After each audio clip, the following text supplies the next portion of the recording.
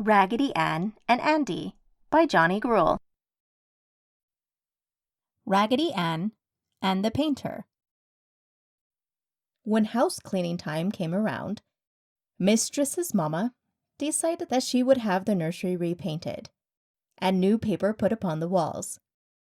That was why all the dolls happened to be laid helter-skelter upon one of the high shelves. Mistress had been in to look at them and wished to put them to bed. But as the painters were coming again early in the morning, Mama thought it best that their beds be piled in the closet. So the dolls' beds were piled into the closet, one on top of another, and the dolls were placed upon the high shelf. When all was quiet that night, Raggedy Ann, who was on the bottom of the pile of dolls, spoke softly and asked the others if they would mind moving along the shelf. "The cotton in my body is getting mashed as flat as a pancake," said Raggedy Ann. And although the tin soldier was piled so that his foot was pressed into Raggedy's face, she still wore her customary smile.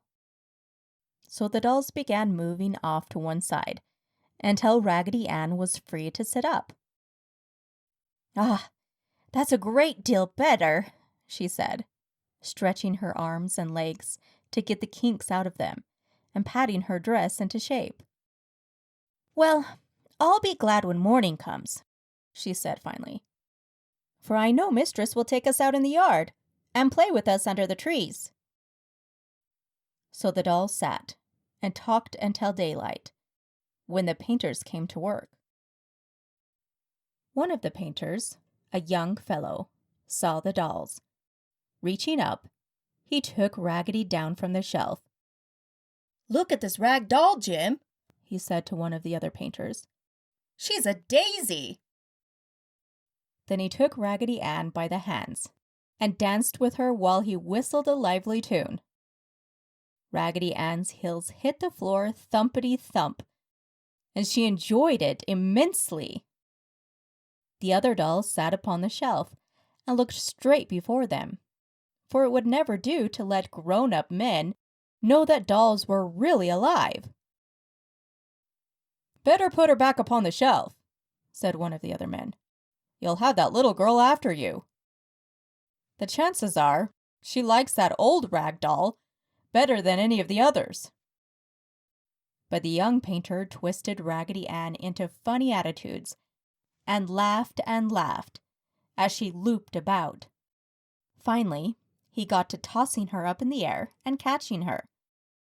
This was great fun for Raggedy, and as she sailed up by the shelf, the dolls all smiled at her, for it pleased them whenever Raggedy Ann was happy. But the young fellow threw Raggedy Ann up into the air once too often, and when she came down, he failed to catch her. She came down with a splash, head first, into a bucket of oily paint. "I told you," said the older painter. "Now you're in for it." "My goodness, I didn't mean to do it," said the young fellow. "What should I do with her?" "Better put her back on the shelf," replied the other. So Raggedy was placed back upon the shelf, and the paint ran from her head and trickled down upon her dress. After breakfast, Mistress came into the nursery and saw Raggedy all covered with paint, and she began crying. The young painter felt sorry and told her how it had happened. "If you let me," he said, "I will take her home with me, clean her up tonight, and bring her back the day after tomorrow."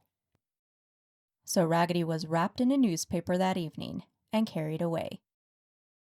All the dolls felt sad that night, without Raggedy Ann near them. "Poor Raggedy! I could have cried when I saw her all covered with paint," said the French doll. "She didn't look like our dear old Raggedy Ann at all," said the tin soldier, who wiped the tears from his eyes so that they would not run down on his arms and rust them. The paint covered her lovely smile and nose, and you could not see the laughter in her shoe-button eyes," said the Dutch doll. And so the dolls talked that night and the next. But in the daytime, when the painters were there, they kept very quiet. The second day, Raggedy was brought home, and the dolls were all anxious for night to come, so that they could sit and talk with Raggedy Ann. At last, the painters left, and the house was quiet. For Mistress had been in and placed Raggedy on the shelf with the other dolls. "Tell us all about it, Raggedy dear," the dolls cried.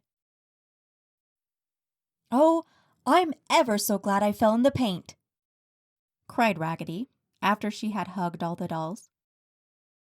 "For I have had the happiest time. The painter took me home and told his mama how I had happened to be covered in paint, and she was very sorry. She took a rag and wiped my shoe-button eyes. And then I saw that she was a very pretty, sweet-faced lady. And then she got some cleaner and wiped off most of the paint on my face. But you know," Raggedy continued, "the paint had soaked through my rag head and had made the cotton inside all sticky and soggy. And I could not think clearly. And my yarn hair was all matted with paint. So the kind lady took off my yarn hair and cut the stitches out of my head and took out all the painty cotton. It was a great relief, although it felt queer at first, and my thoughts seemed scattered. She left me in her work basket that night and hung me out on the clothesline the next morning, once she had washed the last of the paint off. And while I hung out on the clothesline, what do you think? We could never guess," all the dolls cried. "Why, a dear little Jenny Wren came and picked enough cotton out of me to make a cute little cuddly nest in the grape arbor." "Wasn't that sweet?" cried all the dolls. "Yes, indeed it was," replied Raggedy Ann. "It made me very happy. Then, when the lady took me in the house again, she stuffed me with lovely, nice new cotton, all the way from my knees up, sewed me up, and put new yarn on my head for hair. And, it's a secret," said Raggedy Ann. "Oh, tell us the secret!" cried all the dolls as they pressed closer to Raggedy Ann. "Well, I know you will not tell anyone who would not be glad to know about it. So, I will tell you the secret, and why I am wearing my smile a trifle broader," said Raggedy Ann. The dolls all said that Raggedy Ann's smile was indeed a 1/4 of an inch wider on each side. "When the dear lady put the new white cotton in my body," said Raggedy Ann, "she went to the cupboard and came back with a paper bag. And she took from the bag 10 or 15 little candy hearts with mottos on them. And she hunted through the candy hearts until she found a beautiful red one, which she sewed up in me with the cotton. So that is the secret, and that is why I am so happy." "Feel here," said Raggedy Ann. All the dolls could feel Raggedy Ann's beautiful new candy heart, and they were very happy for her. After all had hugged each other good night and had cuddled up for the night, the tin soldier asked, "Did you have a chance to see what the motto on your new candy heart is, Raggedy Ann?" "Oh, yes," replied Raggedy Ann. "I was so happy, I forgot to tell you. It has 'I love you' printed upon it in nice blue letters." The end.